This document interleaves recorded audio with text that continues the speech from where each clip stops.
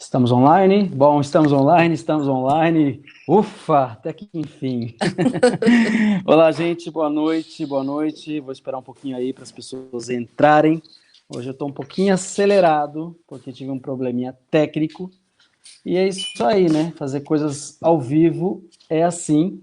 E eu já estou começando aqui com a minha convidada, já logo de cara, assim.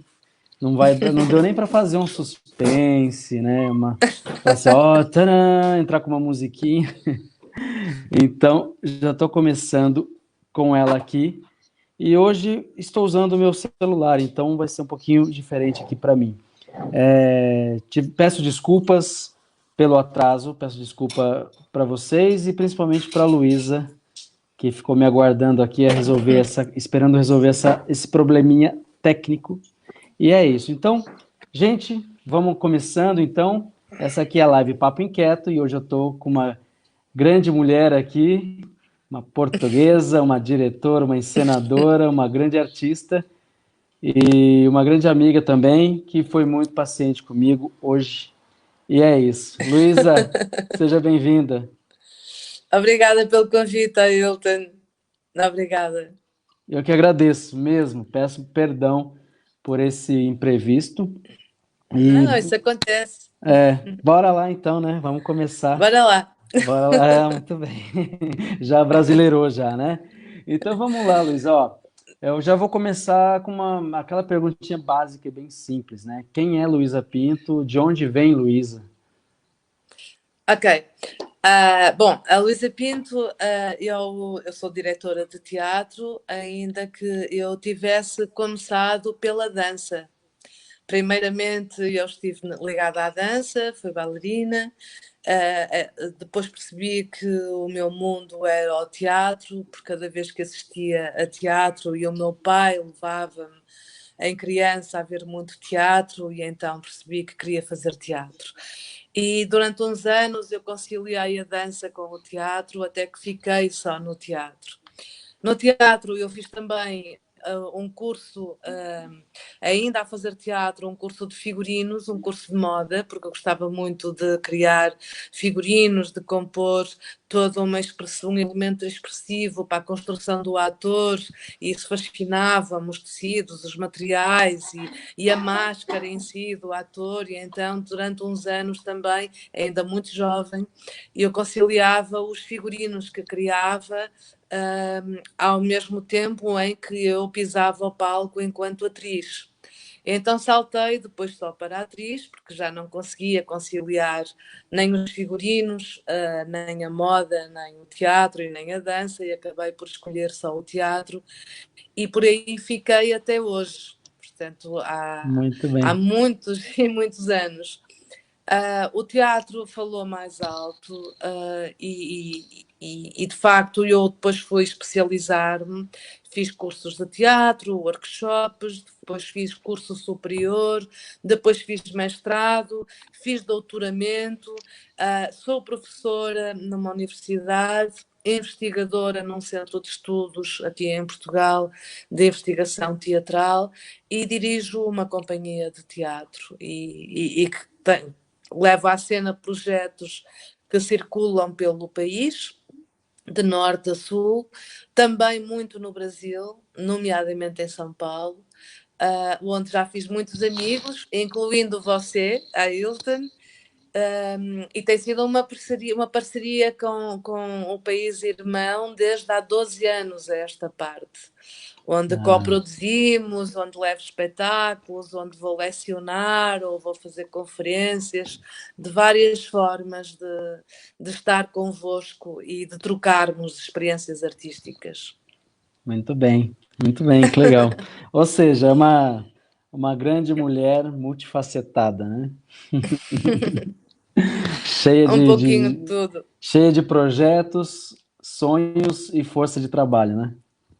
Sim, O meu último desafio ocorreu há 3 anos esta parte, onde realizei juntamente com uma colega, a Carolina Maia, realizamos um documentário pela primeira vez, que me voltei para o cinema enquanto realizadora, e este ano levei à cena, em parceria também com outro realizador, realizamos os dois um outro filme, que aí misturei prisioneiros com atores profissionais e que estreou no Brasil nas Satirianas, no programa das Olha. Satirianas. Portanto, isso foi assim a última expressão artística que fui testar, que foi a questão do cinema, que andava já a apetecer-me há muito tempo. Ah, Sim. que legal. Então, como é que foi, Luísa? Já que a gente já chegou no cinema e depois eu volto lá para o teatro, como é que foi fazer essa transição, sair dos palcos e ir para o audiovisual? Na verdade, eu nos palcos tenho sempre um olhar muito global, como qualquer outro diretor, porque eu assino também nas minhas criações, assino a cenografia, os figurinos, e tenho sempre um olhar muito global. Em simultâneo, durante uns anos, eu fiz direção de arte em cinema, nomeadamente em cinema de publicidade, com grandes realizadores cá em Portugal. E fascinou-me, despertou-me imenso o que é estar com um outro olhar, não é? Neste caso, agora assim. Um, e perspectivar uma direção de ator de uma forma distinta, numa comunicação diferente, como se o olhar do espectador estivesse atrás do olhar de uma câmara.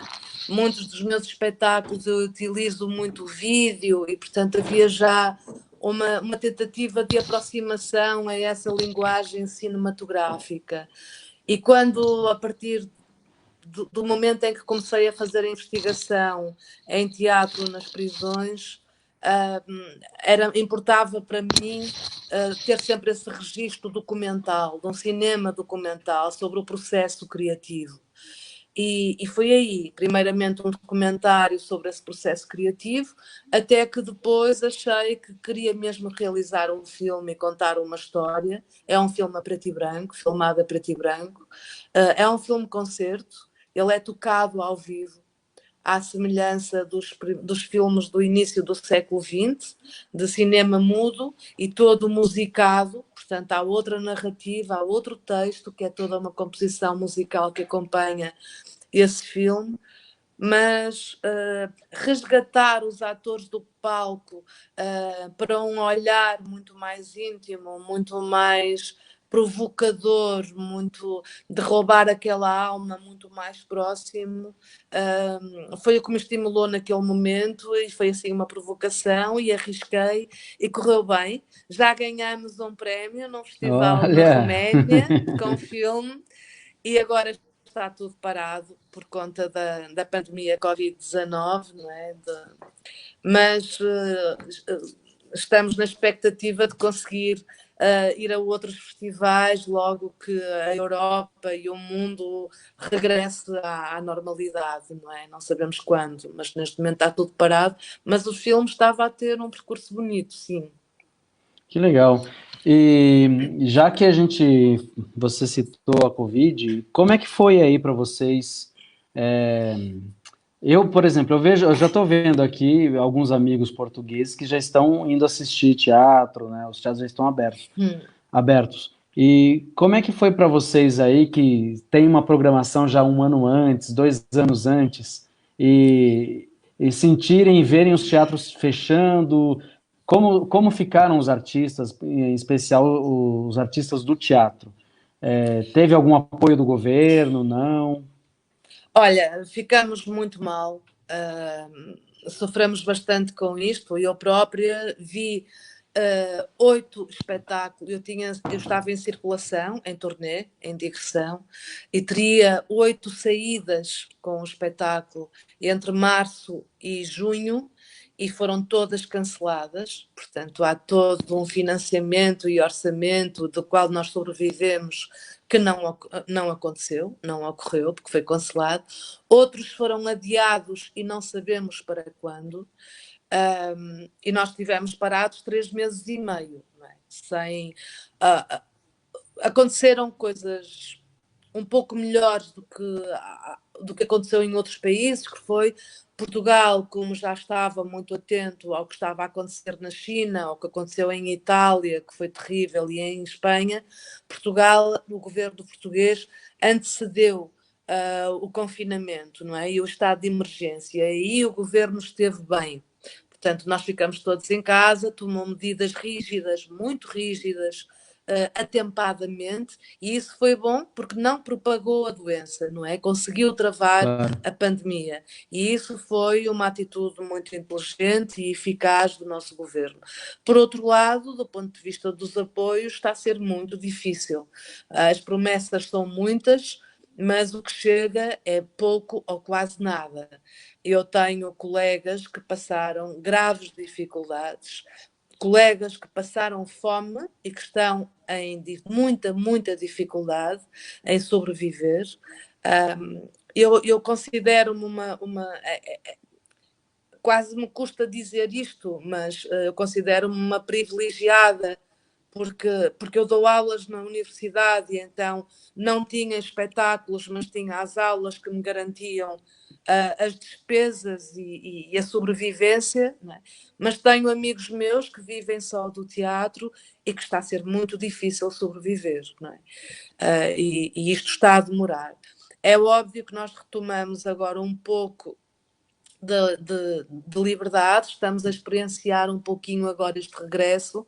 Há 15 dias a esta parte que os teatros começaram a abrir gradualmente, os cinemas também, mas ainda é uma coisa muito tenue, porque devido ao confinamento e às necessidades dos cancelamentos dos espetáculos, portanto, o que acontece maioritariamente será ao ar livre, e o que está em espaços fechados, numa lotação de 200 pessoas, só estarão 40, por exemplo. Não é?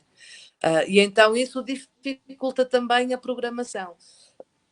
Peço desculpa, porque nada. aqui em Portugal, e à semelhança do que acontece nos restantes países europeus, a programação é feita com muita antecedência, com 1 ano e meio, 2 anos de antecedência, não é? Ora, se tudo foi cancelado, estar agora a reagendar alguma coisa para o próximo ano é muito complicado, só vão ser reagendados alguns, não vai ser para todos, e o que vai acontecer vai ser tudo muito devagar, muito gradual. Ainda assim, foi muito emocionante para mim, por exemplo, conseguir concretizar o espetáculo final do ano letivo com os alunos, ainda que estivessem com máscara, fizemos todos de máscara, mas foi estimulante, com pouco público, devido à limitação da sala, não é? O espaço era pequeno e podiam estar poucas pessoas só, mas foi muito emocionante, 3 meses e meio depois de dar aulas online, à distância, reencontrar os alunos numa semana para adaptarmos o projeto de forma presencial, né? Ao vivo, foi lindo, foi muito emocionante. E agora vamos ver, estamos a tentar regressar a este novo normal, não é? A reinventar como é que nós podemos continuar numa profissão que, onde está inerente a presença e o contacto físico, não é? Como é que nós resolvemos isto? Sim. É difícil, mas temos que E, e fazer. esses alunos, Luísa, que ficaram aí esses meses online, como é que eles estavam? Assim, Online ansiosos, foi, não? foi assim Porque. primeiro muito ansiosos, eles estavam muito ansiosos e eu também, não é? Porque alguém que já faz há 30 anos teatro como eu, e que não conhece esta comunicação virtual, não é? Que trabalho com contacto físico, com a presença, com o coletivo, e de repente tenho um computador à minha frente e tenho 30 alunos à minha frente e não lhes consigo tocar, nem dirigir, nem sentir a respiração, nem a sua voz, porque a voz é sempre alterada quando é amplificada ou quando está num suporte tecnológico. Foi muito estranho. Depois percebemos que ou nos agarramos a isto ou não fazemos nada. E então, bora lá, vamos seguir em frente e vamos fazer. Ah, E que foi legal. assim, foi tentar estimulá-los, e eles agarraram bem a oportunidade. E uma semana coincidiu o final do ano letivo cá em Portugal, coincidiu com o desconfinamento, a primeira semana de abertura, né? E então a primeira semana de abertura nós aproveitamos para fazer ensaios presenciais e mostrar publicamente e abrir ao público o espetáculo. E foi muito emocionante, não só pelos atores, alunos atores, como por mim, que pela primeira vez eu estava a sentir aquilo que andava a trabalhar neste semestre, não é? Há meses com eles, mas também pelo público. O público chorava, não parava de chorar, porque estavam todos sedentos dessa presença do aqui e agora, de sentir o ator à sua frente, dessa emoção coletiva, dessa energia que só nas tábuas é que se sente, como nós falamos, não é? Sim. Eu não sei se estou a E falar muito rápido, estou a tentar não, não, falar tá tranquilo. pausadamente para me entenderem. Não, tá tranquilo, tá tranquilo. É, antes, aqui tem algumas pessoas que estão te dando um oi aqui, um tchau. A Creuza Ai, Borges. obrigada. Tchau. Creuza, um beijo, A Creuza Creuza. tá por aqui, te mandando um beijo. Carlos De Negro, José Antônio Pugliese, A Chagas primeira vez que eu fui ao Cassiano. Brasil. Obrigada. A Pode falar, primeira pode vez que eu fui falar. ao Brasil foi pelas mãos da Creuza. Foi a Creuza que me levou aí a São Paulo, no festival que ela tem, organizado pelo Dragão 7. E fui aí há alguns anos, e estou muito grata por esses convites consecutivos que a Creuza fez e que me fez conhecer e tornar-me amiga e parceira de muitos de vós aí no Brasil. Ah, que legal. Beijinhos, Já Creuza. tem gente aqui de Angola, tem gente de Moçambique aqui já dando um oi também. Tem amigo da Itália, tem pessoalzinho aqui, tem gente do México, estão dando um oi aqui para você. E Luísa, eu Olá, preparei algumas sim, perguntas, né? Mas estão vindo coisas ok. na cabeça. Você falou do circuito, a primeira vez que você veio para o circuito de teatro em português, né? Com teu espetáculo. Hum, Eu assisti aqui no Brasil um espetáculo da Companhia de Braga, numa época, o primeiro trabalho que eu vi aqui, né, de um português. E eles falavam muito rápido, a gente tinha dificuldade de entender. Você teve alguma situação desse tipo com o seu primeiro trabalho aqui? Ou é por região mesmo? As regiões, os atores de cada região falam numa frequência, numa velocidade? Você sentiu alguma coisa, né, nesse primeiro contato com os brasileiros, na sim, velocidade? há um facto que acontece e que é normal, que eu percebi que é normal, que é o Brasil, o português do Brasil. Nós, portugueses de Portugal, estamos muito familiarizados com o português do Brasil, porque a novela brasileira entra nas nossas TVs em casa há 30 anos, né? Desde a primeira Gabriela. Então, nós ouvimos os sotaques e as pronúncias dos vários territórios do Brasil todo o dia. Então, nós estamos muito habituados a ouvir. O que não acontece ao contrário, vocês não entra produção portuguesa, nem de cinema, nem de novela, nem... é muito raro entrar aí no Brasil. Então vocês não estão habituados a ouvir o português de Portugal. Então estranham e têm dificuldade. Daí que eu sempre que falo convosco, né, com vocês, eu tento falar devagar, pausado, para ver se não se perde nada, porque tenho já essa consciência. O que eu entendi no primeiro espetáculo, na primeira apresentação, eu tive que pedir à atriz para falar mais pausada e mais devagar para ser mais entendido. E a outra questão é abrir as vogais. vocês abrem as A vogais gente abre bastante. e nós fechamos muito as vogais. Então basta abrir um pouco a vogal e falar um pouco mais pausado que já é perceptível. Ainda assim, eu acho que é interessante, mesmo que as pessoas não entendam, porque devem fazer um esforço para entender, porque estamos a Claro, falar de um português que é nosso, que é de todos, que é de Cabo Verde, que é de Moçambique, de Angola, não é? Que é dos Palopes todos. Portanto, a língua portuguesa, com os seus sotaques, com as suas pronúncias, com os seus dialetos, tem que ser entendida. Então, todos nós, portugueses, brasileiros, cabo-verdianos, moçambicanos, temos que fazer um esforço para entender a nossa língua nas várias formas de falar em diversos territórios. Não é? E isso é o que eu acho que nós temos de fazer. Não podemos agora facilitar para que o outro entenda, porque senão não vai aprender, não é? Ele tem que aprender. Eu, se vou para a Inglaterra, ou para os Estados Unidos, ou para a Espanha, ou para a Itália, ou tento falar uma língua para tentar comunicar, ou então eu não consigo. Portanto, é uma forma de adquirir conhecimento. A nossa língua, a língua portuguesa, que todos nós, países de língua portuguesa, devemos ter um imenso orgulho, porque é das línguas mais faladas no mundo, nós temos que aprender e reconhecer a pronúncia, os sotaques, ou se é mais fechado ou mais aberto, nós temos de fazer esse esforço. E então eu acho que nesse sentido, o Dragon 7 e a Creusa estão mesmo de parabéns, porque fizeram um trabalho extraordinário ao convidar vários países de língua portuguesa, insistindo nessa divulgação da língua, e o teatro é o maior meio de comunicação da língua. Não é?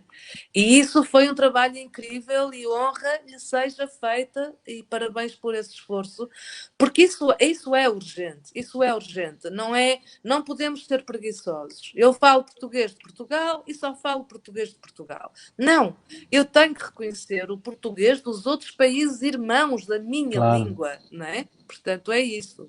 E, E o e, teatro tem essa função, o teatro deve ter essa função. é isso que é interessante, né? Porque o teatro é a língua viva, né? É a palavra Exato, viva. exato, é isso Por mesmo. mais que a gente faça um texto clássico de 500 anos atrás, mas está adaptado e a língua está assim, em constante transformação, né? Então, A acho língua que. está em constante. Não, desculpa, Hilton. Não, Ia não. falar e eu É, pode interrompi. falar, pode falar. Não, a língua está em constante transformação e mesmo cada um de nós, nos seus países de língua portuguesa, temos várias pronúncias e vários sotaques dentro do próprio país. Sim. Não é? Mesmo nós em Portugal, que somos um país tão pequenino, não é? Que é muito, muito pequeno, cabe em São Paulo, não é? 11 milhões, mas temos várias pronúncias, vários sotaques de norte a sul. E não tenho que falar a transmontano só porque vou fazer a peça atrás dos montes, ou não tenho que falar algarvio porque vou fazer a peça ao sul de Portugal. Não, nós temos de reconhecer, temos que valorizar, e a riqueza imensa, é um património incrível e que nós temos de conhecer. Além de que todas as dramaturgias ao longo dos tempos têm vindo a ser adaptadas, a trabalhar, a descobrir e a explorar todas essas linguagens. O Brasil, vocês estão muito criativos. Eu acho que vocês, do ponto de vista da língua, são as pessoas mais criativas que existem. Eu ouvi expressões no Brasil absolutamente impressionantes que ia para o hotel escrever para não esquecer e poder adaptar em peças de teatro e novas dramaturgias, porque são muito criativos. Há uma musicalidade diferente da musicalidade do português, de Portugal, não é? Mas essa troca que é muito rica, não é? É vocês apanharem e descobrirem formas de linguística do português do Portugal e nós aprendermos linguística do português do Brasil e cruzarmos essas expressões e por aí fora, por Cabo Verde, Moçambique, Santo Tomé, por aí fora, não é? E isso é que é rico, porque senão paramos. Sim, você acha que também está numa situação interessante que é, você também dá aula, né? Então, sim, você lida com jovens estudantes portugueses e você também tem um trabalho aqui com a SP Escola de Teatro, né? Então, você acaba tendo contato também com jovens brasileiros, que a língua ela está em as sim. gírias, né? Eu não sei como vocês chamam gírias aí. É Gírias gíria também? também. Sim, é gírias Então também. você tem Sim. esse lugar mais vivo ainda, né? Porque a palavra ela está realmente transformando o tempo todo, né? Exatamente. É muito rico isso. Eu mesmo cá, na universidade onde eu dou aula, eu já tenho alguns alunos brasileiros. Há muitos alunos brasileiros a virem para Portugal, e então este ano eu já tive 3 alunos brasileiros. E aprendo muito com eles dessa gíria, porque pergunto muitas vezes como é que se fala isto no Brasil. E eles dizem, como é que se fala em Portugal? E é assim, então vamos cruzando e aquilo acaba por ser um resultado incrível. Nós aprendemos muito nesta troca, não é? E com a ESP tem sido muito interessante este intercâmbio que tem vindo a acontecer, porque eles vêm cá, nós vamos lá, organizamos colóquios juntos, congressos, até agora mesmo a pensarmos também em coproduções artísticas do ponto de vista do espetáculo, e portanto essa troca, mesmo do ponto de vista da língua, da escrita dramatúrgica entre Portugal e Brasil, que é riquíssima. Eu tenho descoberto dramaturgias contemporâneas brasileiras incríveis, como também levo novas dramaturgias do português de Portugal maravilhosas. E, portanto, toda essa troca que é o interessante é muitas vezes um brasileiro pegar numa dramaturgia do português de Portugal e um português de Portugal pegar e levar à cena uma dramaturgia do português do Brasil, né? E todas essas trocas é que nos acrescentam este património que é muito rico e surpreende-nos, porque as palavras são maravilhosas e não têm fim. A construção das frases não tem fim. E isso é que é rico, é que enriquece os textos também. E mesmo aqui, às vezes a gente não dá conta da beleza da nossa língua, né? Mas o português bem falado, e não é bem falado no sentido das palavras corretinhas, é Hum. bem articulado e com as intenções, com os seus subtextos, é tão bonito, né? O nosso É idioma, lindo. e é tão difícil, né? É um idioma muito difícil. Quando eu vejo cantores, por exemplo, eu acho, por exemplo, esses programas de auditório, aí você vê um candidato cantando em inglês, tá, ok, a voz bonita, mas tem um lugar ali que é fácil, mas quando vai cantar em português, a pessoa sofre um pouco, porque é um idioma difícil mesmo. É um idioma muito difícil, é porque cada palavra significa imensas coisas, todas elas são muito significantes e então tem que saber usá-las corretamente. Os próprios ãos, os R's, todas as nossas consoantes e acentos são complicados, portanto a fonética é difícil, mas é riquíssima, é riquíssima. É. Curiosamente, as pessoas de leste aprendem rápido o português, mas tirando isso, os outros têm muita dificuldade. Não é? Mas nós não valorizamos, mas é um clássico, nunca sabemos valorizar o que temos e nós somos uns privilegiados que temos das línguas mais ricas do mundo. E então é essas que nós devemos trabalhar. Aliás, a minha companhia de teatro, a Narrativa Ensaio, é uma companhia que privilegia dramaturgia em português. Eu só levo à cena textos escritos em português. E não é o português de Portugal, é textos escritos de língua portuguesa, que pode ser do Brasil, de Portugal, de Moçambique, de todos os países de língua portuguesa, mas tem de ser escrito em português. Exatamente por isso, porque quando fundei a companhia de teatro, juntamente com outras pessoas, a premissa, o objetivo era esse. O que é que nós vamos tentar fazer de diferente? É, pelo menos, valorizar a dramaturgia de língua portuguesa e, portanto, os textos que nós vamos trabalhar sejam clássicos, sejam contemporâneos, mas principalmente a dramaturgia contemporânea, deverão ser de dramaturgia da língua portuguesa. Porque assim também é uma forma de nós divulgarmos e promovermos o que se escreve na contemporaneidade em português. Isso era o primeiro objetivo. E o segundo objetivo era aliar as questões artísticas a questões éticas e sociais.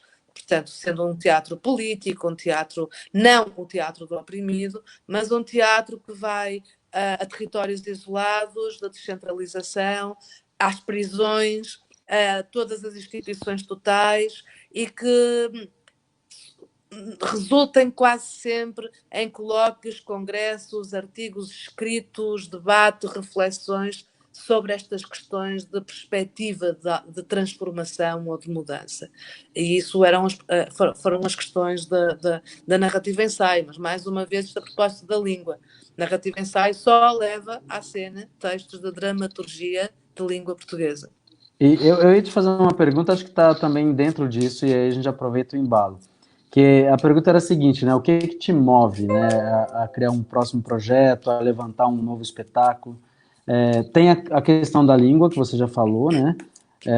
Dramaturgia de língua portuguesa, mas o que mais? O que mais te move? Que move a Olha, Luísa? o que é que me move? A mim move muito o lugar do humano. O lugar do humano, eu acho que é aquilo que mais me move. E seja em que território for. Aconteceu já o lugar do humano nas prisões, o lugar do humano na violência doméstica, o lugar do humano nos sem-abrigo, nos sem-teto, o lugar do humano, em todos esses temas que me preocupam socialmente e normalmente os textos andam à volta destas questões. Neste momento, por exemplo, o que me move e que será o projeto do próximo ano é a questão do território, a questão da vivência desse isolamento. É de que forma é que nós valorizamos o nosso território que habitamos. Nós somos urbanos, eu, vocês, pessoas que vivem em cidades, e de repente, quando nos confrontamos com a pandemia, começamos a observar em vez de olhar. Até aqui nós olhávamos, agora passamos a observar as coisas mais. Temos um olhar demorado sobre as coisas mais simples que nos passavam de uma forma muito corrida pela nossa vida, não é? E essa necessidade do belo, essa necessidade de contemplação, essa necessidade da natureza, do simples, dos cotidianos, do estar dentro das casas, não é? Você está a entrar na minha casa neste momento, eu estou a entrar na sua. E então essa vida doméstica, essa vida de dentro das casas de cada um de nós, que passaram a ser públicas, e que nós passamos a valorizar, ainda a desejar depois contemplar o mar, o campo, os pássaros, os animais, ou seja, o simples, é aquilo que eu vou trabalhar no próximo ano. É essa contemplação desses territórios do lugar do humano, das coisas mais simples da vida, do nosso cotidiano, desde quando nos levantamos até que deitamos. Não é? Os sons que nos de camadas de sons que estão ao mesmo tempo que eu estou a falar com você, que outros sons é que me aparecem aqui na minha casa, se é da louça, se é do cão que está a latir, se é de um carro que passa na rua. Portanto, há uma sensibilidade que está muito mais apurada relativamente a estas questões, mas há uma necessidade de contemplação desse belo natural, desse belo da raiz, do cheiro da rua, de contemplar as ondas do mar, dos pássaros, dos animais, do olhar demoradamente. Esse será o meu projeto de 2021. Ou seja, é um projeto de relações, né? É um projeto de relações, será um projeto bem afetivo com as pessoas, mas com o território em si, com o território que eu habito, seja na minha casa, na casa dos amigos, na casa dos amigos do Brasil, seja esses territórios, né?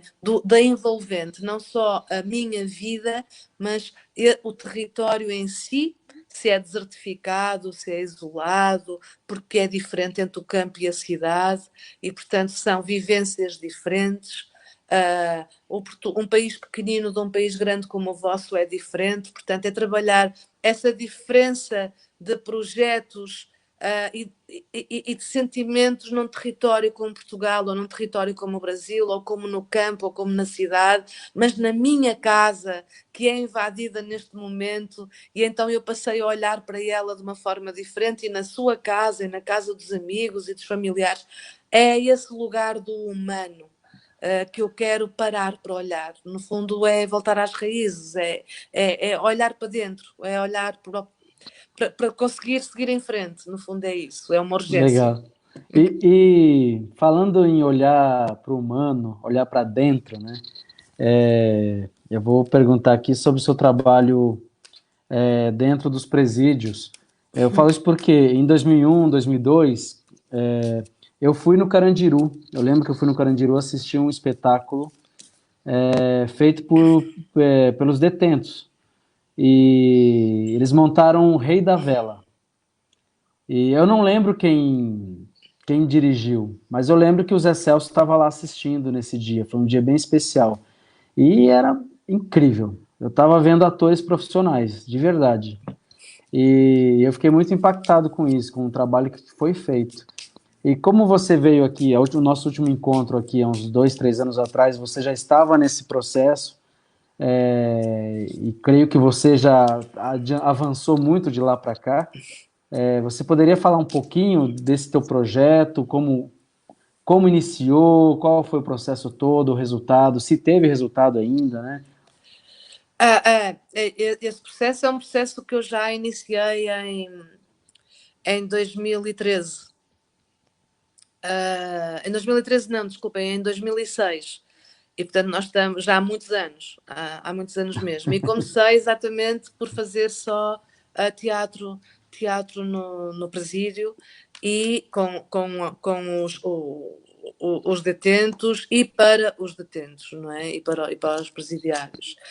E fui lá parar porque uma vez eu convidei a prisão, o estabelecimento prisional, o presídio, para ir assistir ao espetáculo, e eles vieram assistir a alguns e convidaram para eu ir lá falar ao presídio. Eu fui lá conversar com eles e nunca mais saí até hoje. Portanto, eu fui lá conversar com eles. No início eu fazia esse teatro dentro do presídio e só para os prisioneiros, e percebi muito rapidamente que isso não tinha impacto, que não era impactante. Porque era muito bom e muito válido, como todos os projetos se fazem, pelo facto de lhes trazerem autoestima, por estarem num espaço de liberdade, por se sentirem criativos, por perderem, recuperarem a sua identidade, porque quando chegam lá as pessoas passam a ser números, não é? Passam a ter um número, deixam de ser chamados pelo nome. Portanto, há uma perda de identidade dolorosa, horrível, portanto, eles nesse espaço do teatro têm esse espaço de liberdade e de recuperação dessa identidade. No entanto, não existe um impacto social, isso foi o que eu percebi ao longo dos anos, porque eles continuam dentro do presídio a trabalhar sempre dentro do presídio e para outros colegas prisioneiros. E então a tentativa foi retirar os prisioneiros do presídio e trazer cá para fora e apresentar os espetáculos no exterior. E com os anos foi conseguindo, foi uma sorte também. O governo apoiou, o Ministério da Justiça também, e os diretores dos presídios acreditaram no projeto. Então eu comecei por criar elencos onde que eram constituídos por atores profissionais, prisioneiros, homens e mulheres, portanto, de uma prisão de mulheres e de prisão de homens, e o elenco era constituído por esse grupo, não é? Presos, presas e atores profissionais. Fazíamos os ensaios dentro do presídio, mas a estreia do espetáculo era fora da prisão, fora do presídio, num teatro municipal, igual a qualquer outro espetáculo. O público não sabia quem era prisioneiro, quem é que era ator profissional, porque os nomes estão todos seguidos por nome de personagem, né? E não interessa quem é quem, e foi muito impactante, porque eles sentiam a admiração do público, sentiam que pela primeira vez se apresentavam socialmente sem características desprezíveis, muito pelo contrário, com características positivas, o público estava a aplaudi-los, admirava-os, não é? Portanto, há uma aquisição de autoestima enorme, existe uma aproximação às famílias, porque as famílias compram bilhete e vão assistir aos espetáculos e estão com eles no final, mas existe outra questão fundamental, que é a sociedade olhar para eles com outros olhos, não é? E lhes poder dar uma outra oportunidade.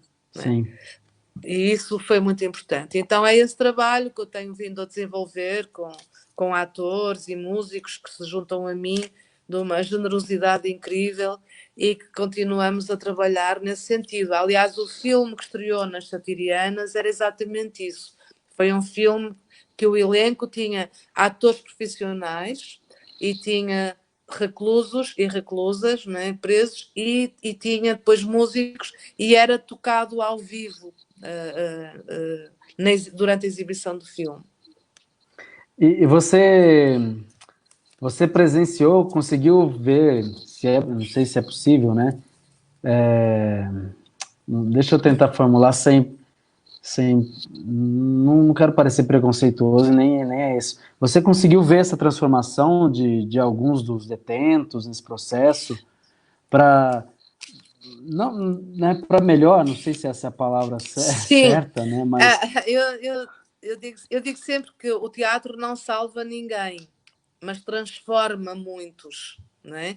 E portanto sim. Não estou aqui para salvar ninguém, mas sim para transformar, e acho que o teatro transformou alguns. Neste momento, ao longo destes anos, desde 2006 até agora, 2020, há 5 que estão recuperados e a trabalhar em áreas artísticas. Que legal. O que isso já é uma vitória. Nossa, demais. Eu sei que é muito pouco, mas é melhor que nada. Entretanto, estes últimos nós sentimos, porque fazemos depois acompanhamento posterior, fazemos visitas, vamos visitá-los, portanto não é só durante o espetáculo, eles fazem um espetáculo, mas depois nós continuamos a visitá-los, a acompanhá-los e a fazer todo um trabalho de acompanhamento que vamos percebendo como é que aquilo transformou. E alguns transformaram-se, alguns estão a trabalhar noutras áreas que não é o teatro, outros, esses que eu numerei, estão a trabalhar em áreas artísticas e outros, infelizmente, perdem-se porque também não existem respostas sociais. As pessoas saem do presídio, claro, tiveram todo este apoio e depois chegam cá fora e não têm família, não têm como sobreviver, portanto, e acabam por reincidir no crime. Mas eu também não estou aqui para salvar ninguém, nem eu, nem os meus colegas de trabalho. Estamos para tentar transformar, estamos para fazer arte, e se a arte puder ajudar a transformar alguém, tanto melhor, não é? Portanto, claro. Mas nesse sentido. Mas o Brasil tem um histórico interessante de teatro nos presídios. Tem pessoas que fazem trabalhos incríveis, não é? Tem muitos projetos com arte e educação, desde a Ruta Escobar, sim, e já vem de há muito tempo, dos anos 60, desde o teatro do Augusto Boal, o Frei Beto, a Maria Rita Freire, a Ruta Escobar, o Roberto Lage, hoje o Vicente Concílio, que faz um trabalho incrível em Florianópolis, também com prisões, ele é investigador e trabalha muito. O Peter Valéria de Petro. A Valéria de Petro, o Peter Santos Xavier, que fez a peça da Valéria de Petro. Há uma série de pessoas que fazem trabalhos incríveis aí no Brasil e de muita notoriedade mesmo a nível mundial, sim. Que bonito. E, Luísa, você, saindo dessa temática desse seu trabalho com os presídios, eu queria te perguntar sobre os textos brasileiros que você montou. Eu sei que você montou Gota d'Água. Foi sua primeira obra brasileira ou... Eu montei, a primeira brasileira foi A Gota d'Água, que era uma adaptação do Herão Coelho, a partir da obra do Chico Buarque e do Paulo Pontes. E eu montei cá em Portugal, em 2014, em português de Portugal, e foi muito bonito porque tem toda uma sonoridade muito brasileira, não é? Uma musicalidade, e que teve a direção musical do Carlos T, que é um grande letrista e compositor, e que fez um trabalho incrível. E o próprio Gero Camilo assistiu cá em Portugal a essa Gota d'Água. E entretanto, depois, logo a seguir, exatamente por ter estado cá com o Gero, montei, em parceria com o Gero, nós montamos o Caminham nos Empoeirados, que é uma direção partilhada entre mim e o Gero Camilo. E não foi só na direção que houve uma partilha entre Portugal e Brasil, é que os dois atores também eram um português e um brasileiro. E, portanto, esses dois sotaques em palco, do português do Brasil e o português de Portugal, foi riquíssimo. E depois também com dois olhares de duas direções com referências distintas, não é? Eu gero com referências muito mais de um Brasil, de uma América Latina, e eu muito mais como referências da Europa. E, portanto, esse cruzamento na direção foi muito rico, foi muito afetuoso, foi absolutamente maravilhoso. E ficamos cheios de vontade de repetir, obviamente. E o Gero, que é um artista incrível, né? Um dos grandes atores que a gente tem aqui. Ele é um dos grandes atores e um ser humano absolutamente maravilhoso. Foi assim. Escreve, atua, canta. Ele é muito completo porque ele toca, ele canta, ele atua, ele é dramaturgo, além de escrever as suas letras das canções, ele escreve textos para as suas peças, ele escreve roteiros para cinema, ele está a realizar um filme neste momento, direção dele. E é um ser super completo. E depois, recentemente em novembro, tive uma experiência muito bonita, que foi um presente do Ivan Cabral, foi um autêntico dos sátiros e da SP, que me convidou para, aí como atriz, para fazer uma leitura dramatizada juntamente com a Patrícia Pilar. E então nós fizemos também nas Satirianas em novembro de 2019, eu e a Patrícia Pilar, uma leitura dramatizada de um texto lindo escrito pelo Ivan Cabral e pelo Rodolfo Garcia, ambos diretores dos sátiros. E foi uma experiência maravilhosa, ficamos agora com vontade de montar mesmo, e foi com direção do Rodolfo, portanto, aí foi a direção bem dele. Acompanhada, e foi né? muito bonito, muito bem, maravilhosamente acompanhada, uma mulher linda, uma atriz extraordinária, um ser humano incrível, e foi muito bonito estar com ela, tem história, estar com ela em palco, e a direção do Rodolfo também foi assim bem sensível, bem bonita. Ficamos com vontade de repetir. E mais uma vez, o português de Portugal e o português do Brasil em palco foi, para quem ouviu e para quem assistiu, foi especial. As duas sonoridades. É interessante, juntas, né? Eu acho que o resultado disso é muito bom. Né? Até para poder ir trazendo mais, né? Como você disse, o Brasil é um pouco bem fechado para muitas coisas. A gente é aberto para americano, mas mesmo se tratando de Europa, a gente fala, a gente gosta da Europa, mas conhecer mesmo, principalmente Portugal, acompanhar a arte portuguesa e a arte aqui latino-americana, a gente é bem restrito, bem fechado, e é interessante quando você começa fazer sempre Brasil-Portugal caminhando juntos, né? Acho bem bonito isso. Foi muito bonito, tem sido bonito e espero continuar nessas parcerias e desejo muito continuar com esses projetos, porque é um dos objetivos da minha companhia, né, de teatro, e é muito rico, é mesmo muito rico. E está na hora de trabalharmos mais juntos. Está na hora. E falando de nós aqui, os brasileiros, você montou também um espetáculo sobre Lupicínio Rodrigues, né? Sim. E como é que foi isso? É uma dramaturgia de português de Portugal, porque esse texto é do Carlos T, que fez o tal compositor, letrista, escritor, poeta. O Carlos T é assim, um dos maiores nomes também aqui em Portugal. E ele, nesse caso, o texto era dele. Ele escreveu uma peça muito divertida e muito rica também, sobre o Lupicínio Rodrigues e o Tony de Matos. Tony de Matos é um cantor popular, que já faleceu também, mas que foi contemporâneo do Lupicínio, viveram nas mesmas épocas portanto, com o mesmo estilo musical, a mesma estética, convivências muito semelhantes. E então o Carlos T escreveu um texto a partir das músicas, das canções dos dois e sobre a vida, fazendo uma reflexão entre Portugal e Brasil naquela época, contando um pouco da história, da obra dos dois, porque são duas obras muito ricas e que às vezes ficam muito esquecidas e que importa lembrarem, né? E com muito humor, porque ambos cantavam canções da dor de corno, não é?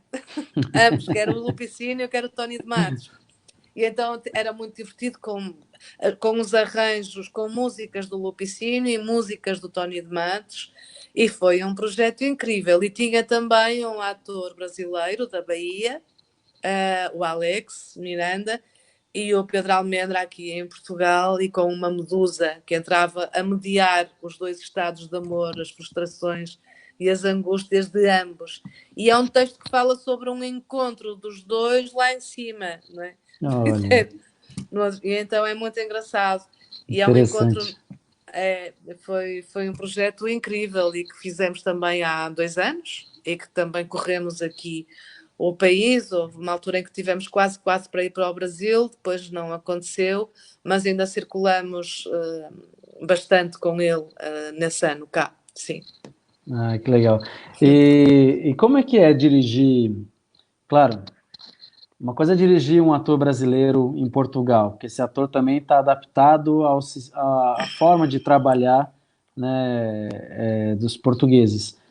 Como você está sempre aqui trabalhando, como que é dirigir? Qual é a tua didática? Ela muda quando você trabalha com um ator português e com um ator brasileiro? Não, confesso que não muda mesmo nada.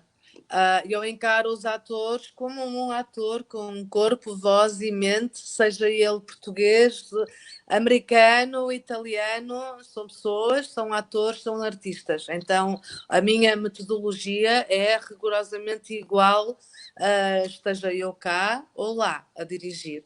O que eu penso é que provavelmente os atores brasileiros, não sei, podem ter que fazer algum esforço para se adaptar ao diretor português que vem com outra metodologia. Mas o mesmo acontece se um ator português vai para o Brasil e trabalha com um diretor brasileiro. Também terei que me adaptar à metodologia Sim. desse diretor. Mas isso é rico, porque vamos aprendendo outras formas de fazer, outras metodologias, não é? Eu tenho a minha, não é? Tenho a minha, que são várias, e utilizo várias práticas, dependendo dos atores, nós vamos utilizando as ferramentas que conhecemos para conseguir tentar dirigir o melhor possível, mas não faço distinção se é de um território ou se é de outro, isso não. Utilizo as práticas e as metodologias que sempre utilizo para qualquer um, não faço diferença. E acho rico por isso, mesmo quando eu trabalhava como atriz e fui dirigida por vários atores de fora, achava muito rico e aprendia muito a aprender outras formas de fazer, não é? Com outros métodos que os diretores traziam, e isso é que é o rico. Uhum. Né? E você falou agora, é legal que assim, gente, eu faço as perguntas, está tudo aqui. Mas tem gente que sempre vai me dando as deixas para Ah, eu ir é? fazendo na. A Luísa tá me dando os ganchos bons aqui. Você falou do seu trabalho de atriz. Quando que foi essa transição da atriz para diretora? Eu sempre quis, eu agora já praticamente só dirijo o trabalho assim como atriz pontualmente.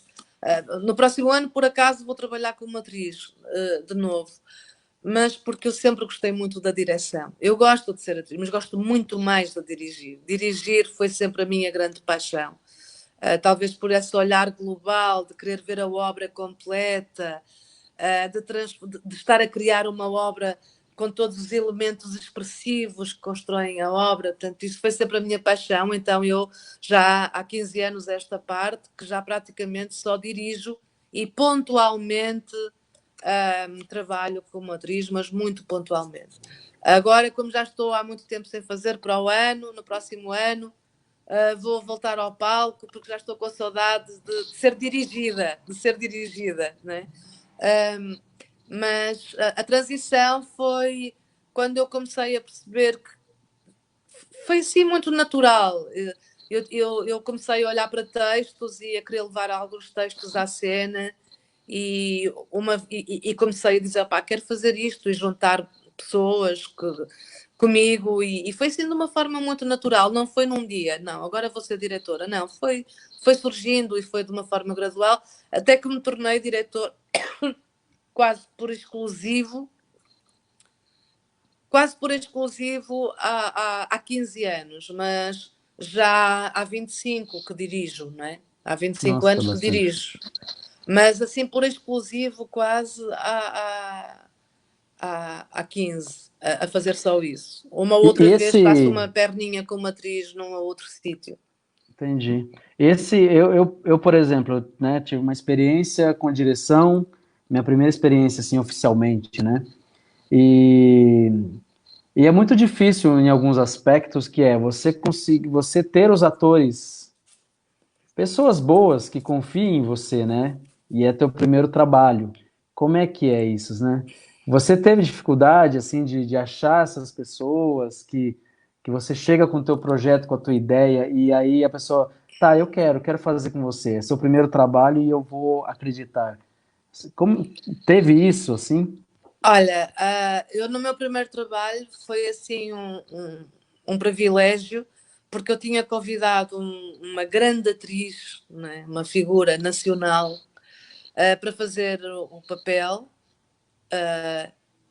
da protagonista e para dirigir ao mesmo tempo. E eu estaria como assistente de direção. E isto já há 25 anos, né? Há quase 25 anos. E então ela disse que sim, que vinha fazer, já me conhecia de outras andanças, já tínhamos trabalhado juntas. E quando chegou,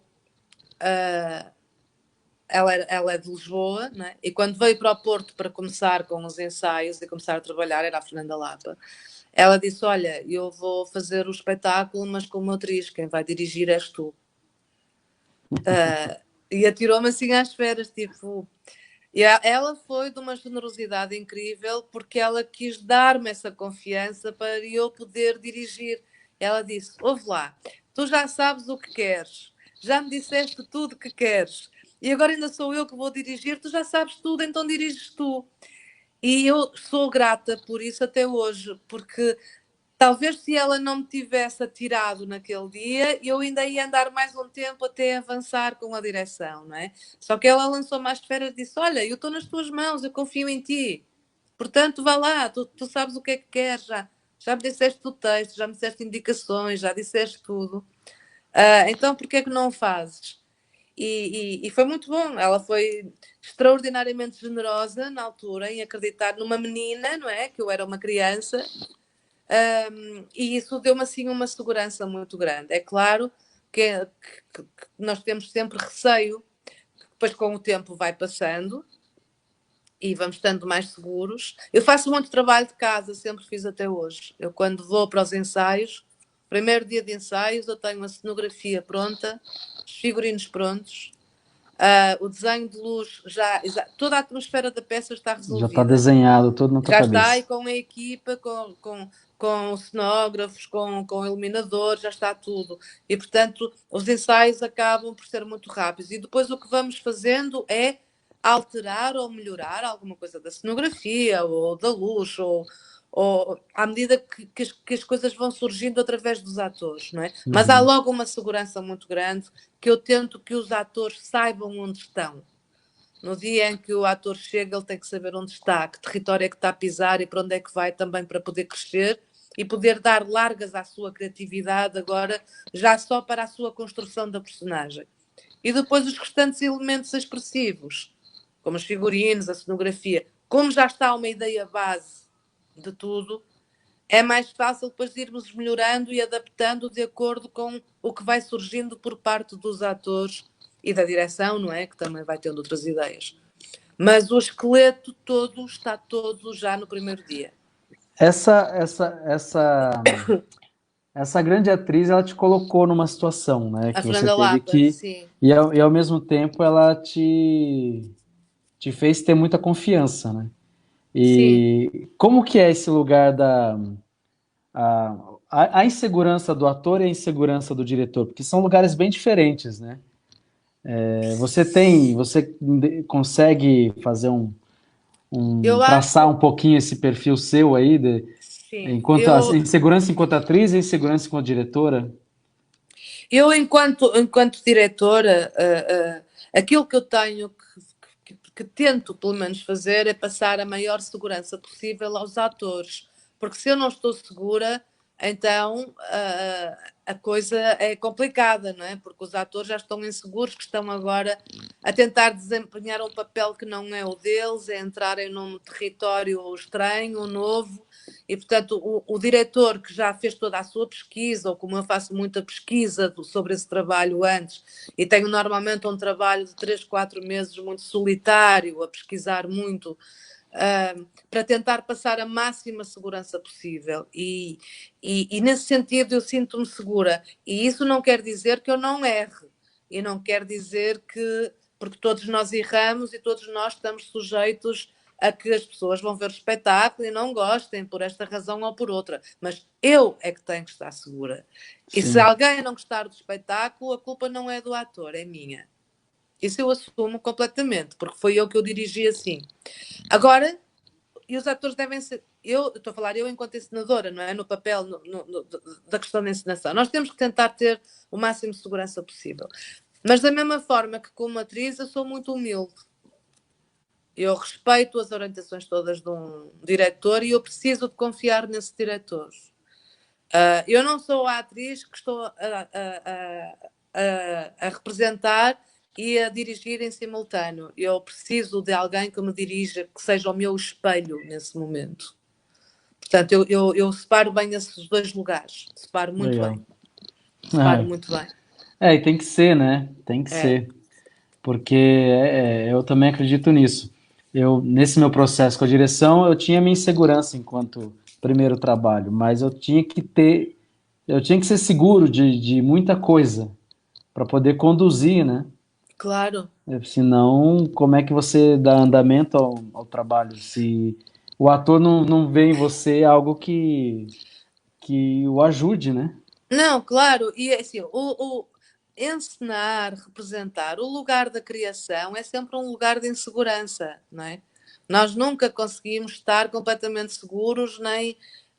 E estamos sempre. A linha do erro é uma linha muito tenue, não é? Mas Oh, é um lugar para errar, não é? Portanto, é um lugar para errar. E nós, diretores, podemos errar, podemos estar inseguros daquilo que queremos. Não podemos é passar essa insegurança aos atores. Não é? Que é isso que eu digo. Nós não podemos passar as nossas angústias, as nossas frustrações aos atores. Os atores têm que ter alguma tranquilidade, alguma serenidade e passar-lhes alguma confiança para eles poderem voar e pesquisar e trabalhar e acreditarem naquilo que estão a fazer para poder crescer. As nossas inseguranças enquanto encenadores que temos, e o lugar do erro também existe, porque não somos perfeitos, porque vamos errar, vamos estar inseguros o resto da vida, ainda bem, porque quando sim, soubermos tudo, isto acaba, não é? Deixa de ter pois é. prazer, Aí deixa não de ter tem porquê, prazer, né? mas é pequena, mas temos que colocar a nossa equipa, não é? Aquela gente que acreditou em nós, nós temos que lhes mostrar esse lugar confortável da confiança, não é? Porque eles precisam de estar num território de confiança. para poder desenvolver, para poder voar. Sim. É isso. E, Luísa, você, ao longo dessa sua trajetória, você esteve à frente de um espaço, né? Sim, estive à E, frente de um teatro municipal, aqui no Teatro Municipal de Matosinhos, onde era diretora artística, onde fazia a programação do espaço, sim. E onde também dirigia. É outra coisa, completamente diferente. né? Uh, e Porque dirigia você um tem uma, você festival, acaba sendo responsável pela programação sim, teatral daquela região, né? sim. Então você Foi, tem que foi, estar mas de olho no que tem que vai entrar na tua casa ali, né? foi um projeto muito rico mesmo também, uma experiência incrível, porque eu fui abrir aquele teatro, era um teatro que estava encerrado já há 20 e tal anos, quase 30, e entretanto o prefeito da altura abriu aquele teatro, decidiu recuperar o teatro e na altura convidaram-me para eu ir como diretora artística. Então eu fui abrir o Teatro Municipal, tratar de toda a programação e dirigi o teatro durante 8 anos. E fazer a programação foi tentar fazer uma programação eclética, com critérios de qualidade, obviamente, mas que não fosse uma programação de umbigo, que fosse uma programação a chegar às várias expressões artísticas e para vários públicos, não é? Distintos públicos. E foi uma experiência muito rica isso, porque tinha que ver muito, tinha que programar com muita antecedência. Nós tínhamos espetáculos de terça a domingo, todas as semanas, não é? E com Nossa, que ótimo. serviço educativo, com curtas de animação, de cinema de animação, espetáculos para crianças, para bebés, espetáculos para adultos, workshops, oficinas, lançamentos de dramaturgias, um festival de língua de dramaturgia em português que ainda acabei por organizar lá por 2 anos consecutivos. Portanto, foi assim uma experiência muito enriquecedora, mas não me estava a permitir poder criar e ter a minha companhia. Eu precisava de criar, eu sou do teatro, e se não estiver a dirigir ou no palco, eu morro. E, portanto, foi uma experiência muito rica, mas eu precisei de sair para abrir a minha companhia e fazer os meus projetos. A alma do artista, né? Que precisa estar livre, né? Para Exatamente. É poder. isso. Às vezes é legal, é bom ter uma experiência dessa, né? Você É, contribuir para algo, mas você precisa também fluir, né, na vida, né? exato, é isso mesmo, porque senão ficamos ali e acabamos por estar a programar e acaba por ser um trabalho muito mais burocrático do que criativo. E eu estava a precisar de voltar outra vez às tábuas, a sério, com o ritmo normal e à investigação, porque eu gosto muito de investigação, não é? O Centro de Estudos Arnaldo Araújo, lá da ESAP, onde eu sou investigadora, eu gosto desse lado da investigação teatral e de pesquisar, dos encontros, e estar lá também não me permitia fazer isso, não é? Ô, Luísa, a gente já está em 1h07. Ok, Eu vou mas fazer vamos uma ter que última terminar. perguntinha aqui, tá? Ok. Que me surgiu também agora nesse finalzinho de conversa, que qual é o tempo médio de um bom espetáculo aí, o tempo de vida dele em Portugal? O tempo de vida depende, porque agora as carreiras aqui nos teatros nacionais ou em alguns teatros, nos 2 teatros nacionais há uma carreira de 1 mês, 2 meses, não é? Mas agora cada vez as carreiras são mais curtas. Mas o tempo de média, o que acontece é que os teatros circulam pelos países, estão em carreira num determinado teatro, num determinado espaço ou municipal ou nacional ou outra estrutura privada. E depois ele vai circulando, vão tentando circular por os vários teatros e vários países. Eu acho que um espetáculo, uma criação nova, depende. Há projetos que aguentam 2, 3 anos a circular, há outros que só duram 1 ano e há outros que ficam por 3 dias de apresentação e morrem. Tudo depende do projeto em si. Mas tem a ver com a forma como se aceita o projeto, com a facilidade com que se circula, mas é muito variável o projeto. Ah, interessante. Bom, Luiz, acho que é isso. É Eu me isso. distraí um pouquinho aqui porque veio o vizinho aqui e ele sempre chega quando eu estou fazendo lives aqui. Ele vem, quer subir no meu colo, quer chamar atenção. Eu E estou aqui também com o meu cão deitado, que teve sempre a fazer festinhas, que só parou agora. ah, bom, que bom, eles vão trazendo boa energia Tá pra bom. gente. Ó, Luísa, eu quero muito agradecer. Ah, preciso dar dois recadinhos antes. Posso? Bom, Sim, o primeiro é para falar da oficina do Sérgio Mercúrio, dos cursos que ele dá. O Sérgio Mercúrio é um artista argentino, que eu estudei com ele em 2010, fiz um retiro artístico lá. E ele está com alguns cursos online e recomendo bastante para os amigos que tiverem curiosidade. Tem cursos gratuitos e cursos que pagos, né? maravilha. E agora ele também está abrindo para artistas da África, de algumas cidades e países africanos e, e para artistas portugueses também. Então, quem tiver curiosidade, é só entrar lá. E quero falar do próximo convidado aqui, né? A gente falou do Alex, um artista baiano, mas tem um outro artista aqui, baiano, que vai estar com a gente e vai ser. A gente vai falar um pouquinho de música, né? A música no teatro. E então quero falar muito aqui Ai, do que meu bom. amigo Spike, quero convidar todos para assistirem a live de terça-feira que vem às 19 horas. Então, era esses os dois recadinhos. E eu, Luísa, muito obrigado mesmo, Obrigada, eu. tá? Peço Ups, desculpas. estou Opa, caindo, caiu, peço caiu. desculpa. Peço desculpa também por, né, antes de começar, na hora que eu fui dar o Go Live aqui, meu computador não aceitava entrar no Facebook. E aí tive que Não tem correr, mal. correr e consegui entrar pelo celular. Então, e a Luísa ficou me esperando nesse tempo e vocês também aí de suas casas também. Então, peço desculpa a vocês e peço Não desculpa a tem mal. Luísa, tá? E muito, muito, muito obrigado por Obrigada. você ter vindo aqui, tá? Então é isso, gente. Quer falar Obrigada, alguma coisa, Hilton. Muito Luísa? sucesso. Não, só Ah, mesmo desejar que vocês sobrevivam a esta pandemia da melhor forma possível. E que sejam criativos e sim. deixar-vos muito amor e muitas saudades desse Ah, país que eu tanto amo e dos amigos que tanto gosto. E muito você, sucesso para você é você, sempre a bem-vindo Hilton, aí aqui, você também. sabe disso. Então, a gente ainda vai se encontrar bastante aqui e aí Obrigada, muito também, obrigada. tá? Eu vou fechar aqui e Tá, você fica aí para a gente se despedir um direito, tá beijo. bom? Um beijo a todos. Tchau, gente. Muito Tá bom, obrigado para quem um passou por beijo. aqui e para quem ficou. Beijo a todos. Tchau, tchau. Beijo.